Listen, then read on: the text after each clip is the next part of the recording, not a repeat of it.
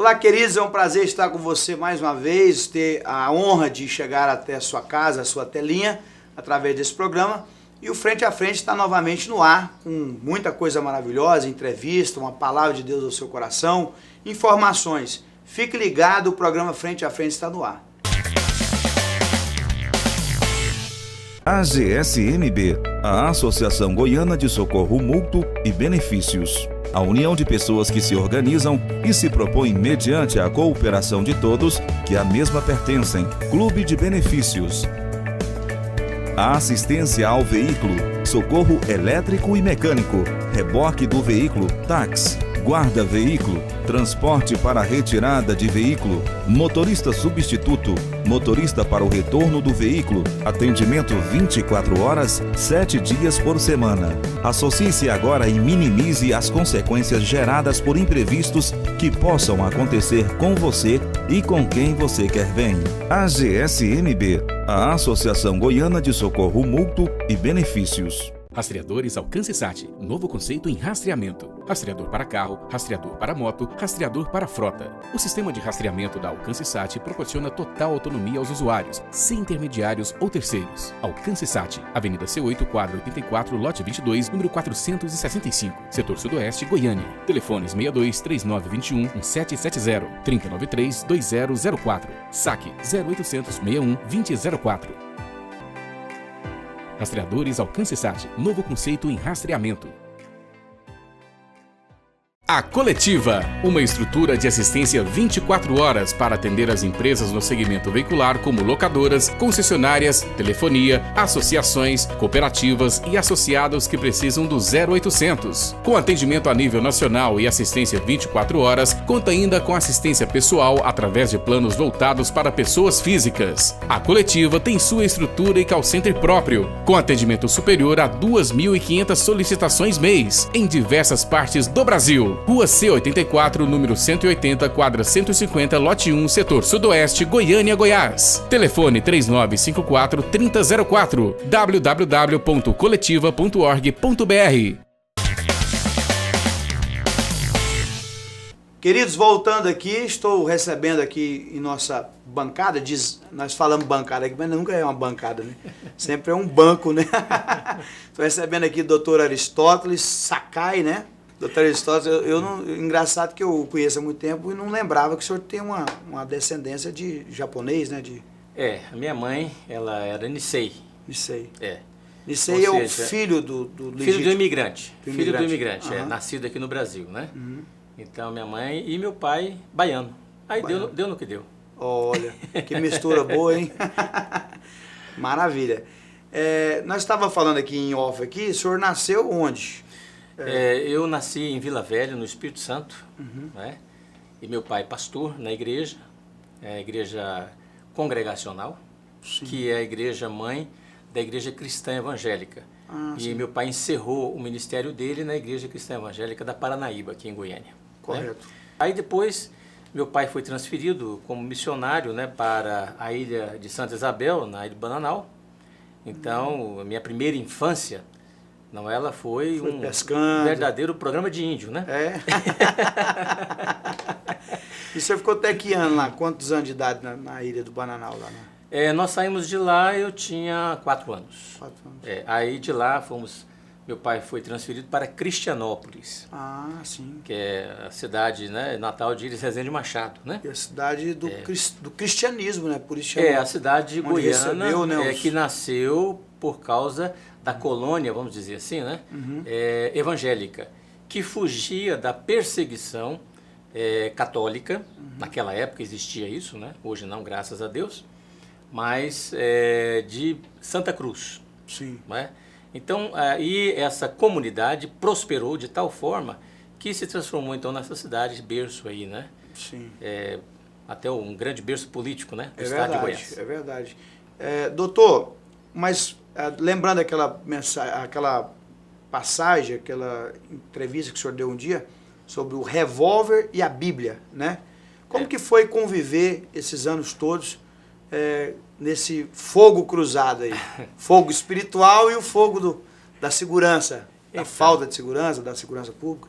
Então, até aproveitando esse gancho, Posso mandar um abraço? Que é isso? É? Fica à vontade aqui. Então, mando um abraço para o nosso jornalista, Murilo Santos. Murilo. Né? Murilão, um abração, Murilo. Da Rádio Vinha, FM. Ele me entrevistou, foi ele que me entrevistou em 2002, Sim. não é? Quando nós fizemos, então, concluímos o curso teológico no Seminário Teológico Batista, não é? E fomos ordenados, então, pastor. Mas eu já, desde 90, eu era delegado de polícia. Então veio a pergunta, exatamente, não há incompatibilidade entre a Bíblia e o revólver, não é? E realmente é um desafio você conviver no meio onde você tem que tomar decisões, onde você tem crises, quer dizer, crise existencial, não é? Crise de personalidade. Mas, veja bem, não há incompatibilidade alguma. Por quê?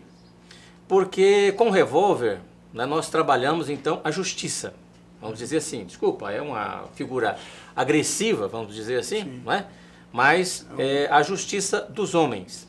E com a Bíblia nós trabalhamos a justiça divina.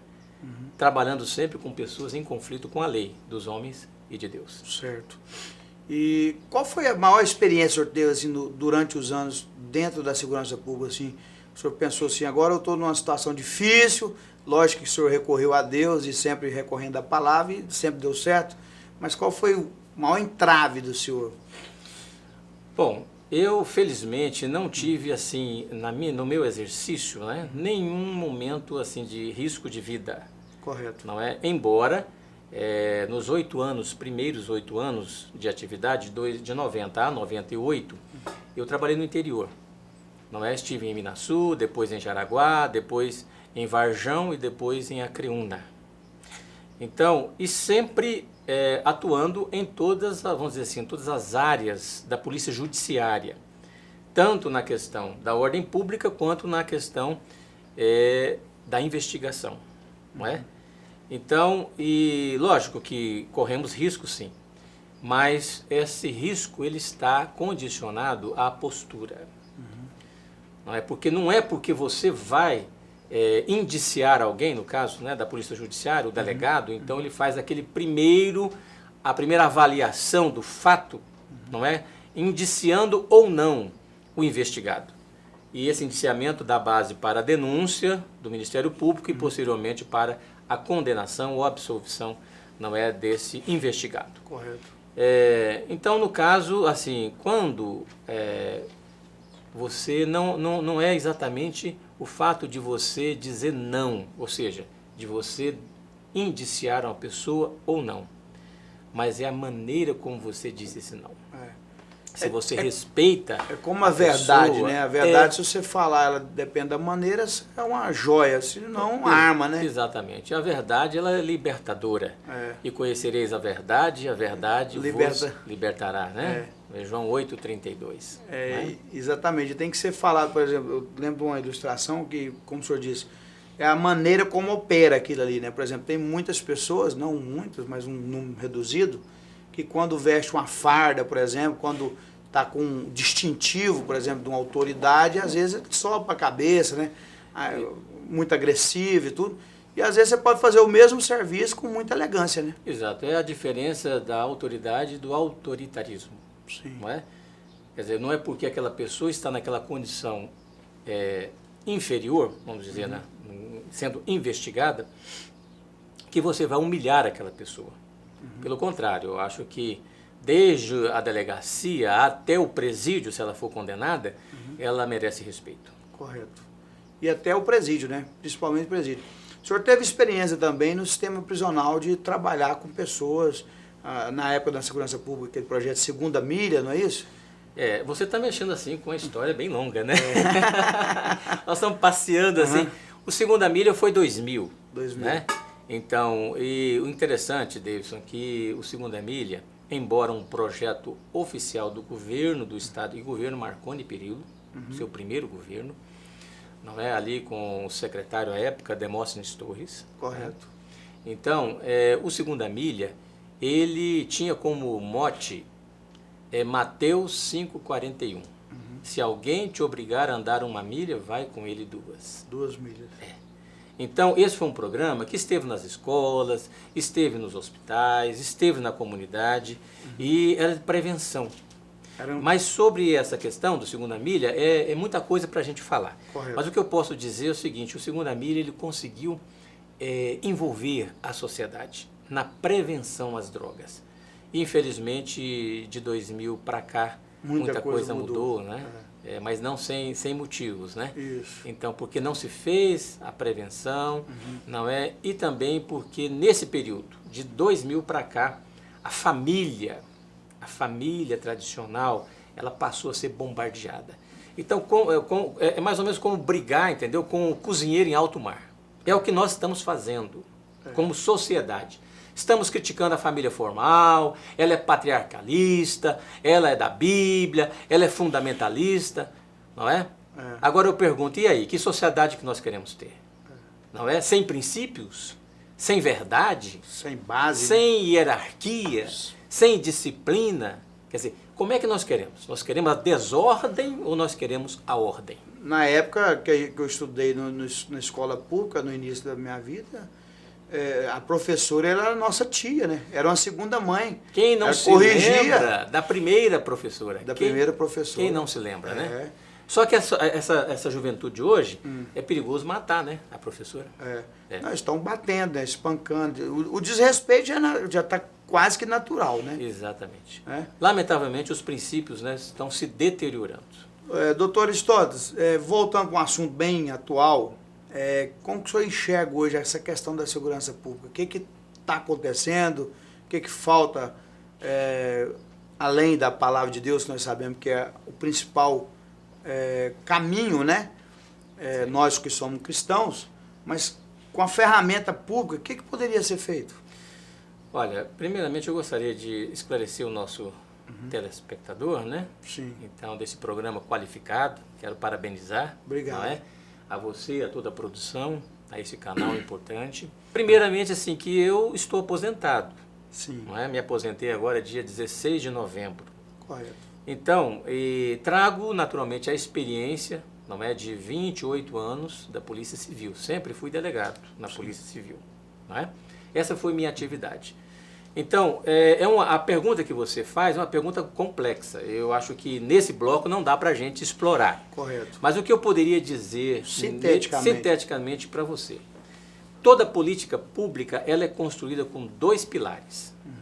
Orçamento e gestão. Quer dizer, qualquer pessoa da área não é de administração está entendendo bem o que nós estamos dizendo. Se você tem orçamento, mas não tem gestão, há um desperdício de recursos. Correto. Mas se você tem gestão e não tem orçamento, você não tem para onde ir. Fica engessado. Exatamente. Então, o que acontece com a segurança pública no Brasil é que por muitos anos não se preocupou com essas 2 questões. Então, quando você tinha orçamento, às vezes não tinha boa gestão. Não é? E quando você tem gestão, às vezes os recursos não são suficientes. Então, assim, teremos que resolver primeiramente esse dilema. Correto. De termos uma segurança pública planejada, não para um governo, mas uma política de Estado. Não é? Que ela perdure e perpasse aos governos. E ela seja... Nós temos no Brasil... Eu acho que tem que ser feito um plano de gestão a longo prazo. Né? Como as cidades, o Estatuto da cidade obriga a ter o plano diretor, toda cidade acima de 30 mil habitantes tem um plano de diretor de 10 anos. Acho que tem que ser feito um plano, né, nacional e regionalizado de segurança pública, né? Da maneira como você está colocando aqui, eu até me lembro, né? Acho que você está se lembrando daquela palavra, né? Que nós ouvimos lá em Brasília, lá na Câmara dos Deputados, lá, naquele evento maravilhoso, né? Da Donep, né? Sim. Você esteve lá e era presidente da Câmara Municipal de Goiânia. Sim. E você disse assim, olha, o meu sonho é ser senador. Então acho que você já está olhando, entendeu?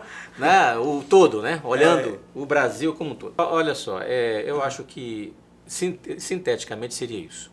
Sim. Temos que resolver essa questão, não é? Do orçamento e da gestão. E temos um outro trabalho muito importante, que é o trabalho do Estado com a iniciativa privada e o terceiro setor. Nesse terceiro setor nós temos que incluir as igrejas. Sim. Olha, veja bem, vou dar só um exemplo aqui.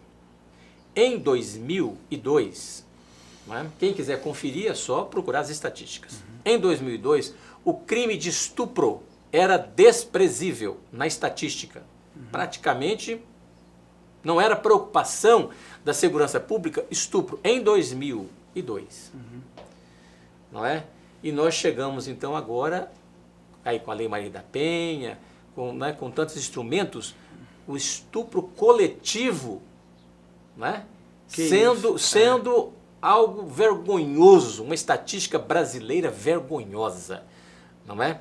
Então, é só para citar um exemplo. Mas em 2000, entre 2000 e 2002, nós tivemos um grupo de mulheres em Goiás, em Goiânia, mobilizadas. Isso não foi coisa à toa, não. Fizeram um evento com 100 mil pessoas. 100 mil. Talvez o maior evento evangélico até hoje realizado em Goiânia. Correto. 100 mil pessoas na Praça do Trabalhador. E isso foi idos antes de 2000. Ok? Então, havia um grupo de mulheres cristãs, não é? Ciclo de oração, e vai por aí afora. Envolvidas em oração e clamor pela cidade de Goiânia. Então, elas pegavam a estatística da polícia e oravam especificamente naquelas manchas, chamadas manchas. Não é? Então, havia um compromisso da igreja de intercessão pela segurança. Isso precisa voltar. Eu quero agradecer o senhor, toda a família, e agradecer o serviço prestado à nossa cidade, ao nosso estado, durante os anos que o senhor esteve na vida pública. Não só como delegado, mas como instrumento de Deus na vida das pessoas. Certo. Né? Nós estamos precisando disso, o senhor falou, de voltar às origens, de voltar aos princípios, e temos que trabalhar em cima disso aí. Né? Certo. Deus abençoe. Eu posso deixar uma última Fica palavra? à vontade, né? Aquela câmera ali. Ok. Então eu gostaria de deixar aqui, com todos os nossos telespectadores, né? Seguidores, né? São Isso. seguidores, né? Sim. São seguidores. O Salmo 127, versículo 1 e 2. Se o Senhor não edificar a casa, em vão trabalham os que a edificam. Se o Senhor não guardar a cidade, em vão vigia a sentinela. Quando o Estado ele descobrir que a igreja é uma grande parceira, não é na luta contra a violência, não é contra o desrespeito aos direitos humanos. Então, quando ela descobrir isso, nós teremos grandes avanços, não é? Então, e que cada um de nós possa refletir nesse dia, nessa hora, e que ele continue, o Senhor, Jeová, não é? Emanuel, Jesus, Deus presente conosco, ele continue sendo este construtor e seja este atalaia. Amém. Não é? Esse guarda que não dorme Não hora tosqueneja. nenhuma. Deus abençoe, querido. Amém. Em nome de Jesus. Amém. Obrigado. Queridos, fica ligado que eu tenho uma mensagem para vocês jurídica. Faça valer os seus direitos.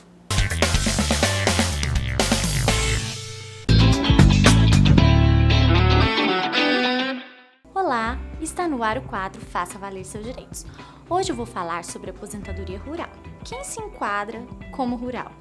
O rural é aquela pessoa que trabalha na zona rural, como pescador artesanal ou em regime de economia familiar. Ele não precisa ter contribuído com a Previdência Social, mas ele precisa comprovar a atividade rural por pelo menos 15 anos. Quais os documentos que eu posso usar para fazer essa comprovação? Os documentos são o contrato de arrendamento da terra ou alguma nota fiscal de alguma compra de algum insumo agrícola, os documentos pessoais como a certidão de casamento que conste lá na certidão profissão rural, o boletim escolar das crianças que estudam na zona rural, dentre outros. Lembrando que a cidade é reduzida em 5 anos, ou seja, se a pessoa ainda estiver no campo, a mulher se aposenta com 55 anos e o homem com 60. Faça valer seus direitos.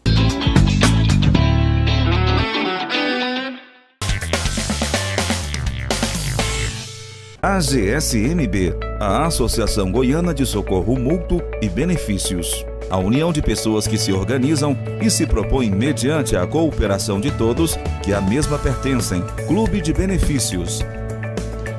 A assistência ao veículo, socorro elétrico e mecânico, reboque do veículo, táxi, guarda-veículo, transporte para retirada de veículo, motorista substituto, motorista para o retorno do veículo, atendimento 24 horas, 7 dias por semana. Associe-se agora e minimize as consequências geradas por imprevistos que possam acontecer com você e com quem você quer bem.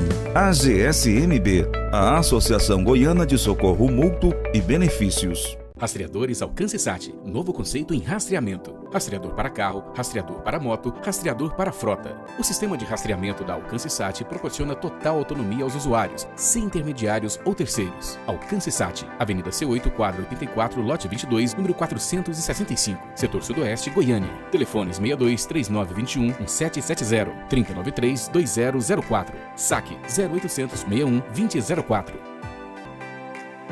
Rastreadores AlcanceSat, novo conceito em rastreamento. A Coletiva, uma estrutura de assistência 24 horas para atender as empresas no segmento veicular como locadoras, concessionárias, telefonia, associações, cooperativas e associados que precisam do 0800. Com atendimento a nível nacional e assistência 24 horas, conta ainda com assistência pessoal através de planos voltados para pessoas físicas. A Coletiva tem sua estrutura e call center próprio, com atendimento superior a 2.500 solicitações mês, em diversas partes do Brasil. Rua C84, número 180, quadra 150, lote 1, setor sudoeste, Goiânia, Goiás. Telefone 3954-3004, www.coletiva.org.br. Olá, queridos, é um prazer estar com vocês neste programa tão abençoado com o pastor Davidson Costa, programa Frente a Frente. Neste momento, eu quero vos abençoar com uma palavra na qual o Senhor abençoou a minha vida, mudou a minha história e poderá fazer na sua vida e na sua história também. Se você quiser acompanhar, fica no livro de Eclesiastes, capítulo de número 7 e versículo de número 8. Está escrito: melhor é o fim das coisas do que o seu princípio, melhor é o paciente do que o arrogante. Essa palavra mexeu bastante com o meu coração há tempos atrás, porque às vezes parece que Deus ele tem o prazer de nos esmiuçar na unha. Parece que às vezes Deus tem o prazer de nos levar para os conflitos da vida. Parece que às vezes Deus tem o prazer de nos levar para as aflições, para os momentos de agonia, para os momentos de dificuldades. Só que, olhando para a Bíblia Sagrada, podemos entender que Deus, Ele prova aqueles a quem Ele ama. Deus, Ele prova aqueles que verdadeiramente suportarão a batalha. Deus, Ele sempre age de uma forma no qual nós nunca iremos entender. Nós nunca iremos entendê-lo, porque Deus não é para ser entendido, Deus é para ser adorado. Nós não temos que questionar a Deus por que ou para que nós estamos passando certas situações de nossa vida. O detalhe é que Deus, Ele promete. Deus, Ele faz uma promessa no começo da nossa jornada. Só que entre o começo da nossa chamada ou do nosso ministério e o fim do nosso ministério, ou o fim onde se concretizará a promessa de Deus, existe um intervalo que se chama tempo. E neste tempo, às vezes, muitas pessoas não suportam.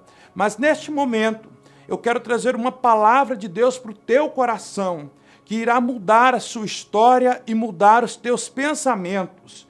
Deus, Ele fez uma promessa para Abraão, que então era conhecido como Abrão. E quando Deus fez uma promessa, ele tinha 75 anos de idade. Ele simplesmente saiu de uma terra para outra, sem ter um GPS na mão, sem ter um mapa na mão, simplesmente por confiar na voz audível do Senhor. Deus, ele faz uma promessa para um senhor de 75 anos de idade. E quando Abraão começa a andar diante da promessa do Senhor, um dia parece 1000 anos para ele. Deus diz a Abraão que daria a ele um filho, e este filho mudaria a vida de Abraão.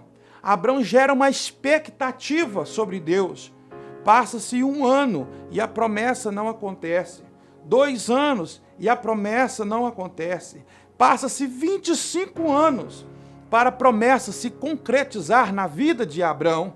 Passa-se 25 anos para Isaque ser gerado.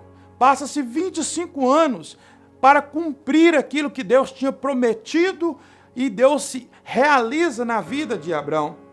Dentro desses 25 anos, muitas coisas aconteceram, mas o interessante é que depois da promessa ser formada, ser concretizada, Deus pede a Abraão seu filho Isaque. Só que quando Deus pede Isaque para Abraão, ele não está querendo Isaque para si. Deus está querendo o coração de Abraão para ele. Logo em seguinte, vamos encontrar na Bíblia Sagrada uma mulher por nome Ana. Ana chora. Ana, ela tem um sonho de ter um filho. Ana tem um sonho de gerar. Ana tem um sonho de levar a promessa. Ana tem o sonho de ter uma bênção, que é um filho. Só que Ana ora, Ana é fiel, Ana passa a sua vida com integridade aos pés do Senhor, mas a promessa parece não chegar. Sabe o que eu aprendo, meus irmãos, minhas queridas, os meus queridos, senhores e senhoras? Eu aprendo que Deus, ele muda as circunstâncias para que as nossas circunstâncias sejam mudadas. O seu problema, a situação que você vive hoje, só vai te fortalecer. Quem sabe o inimigo tentou te parar. Você às vezes achou que estava sendo freado, mas Deus estava te encaminhando para a vitória. Esse ano de 2018, eu profetizo na sua vida, meu querido e minha querida, que será o ano da virada na sua vida. A fidelidade do Senhor irá te alcançar. Os sonhos do Senhor irá penetrar no teu coração e você chegará do outro lado, cantando o hino da vitória. Agora eu quero orar com você neste momento. Deus, em nome de Jesus Cristo, que essas pessoas possam, ó Pai, ser fortalecidas pela palavra, possam ser, ó Pai, fortalecidas pelo seu poder e pela sua graça. Que haja manifestação do seu Espírito sobre cada lar, sobre cada família, e que a graça do Senhor, que o poder do teu evangelho mude a situação, retire do cativeiro e faça penetrar, Deus amado, a graça e a santidade do seu Santo Espírito. É o que eu te peço em o nome de Jesus.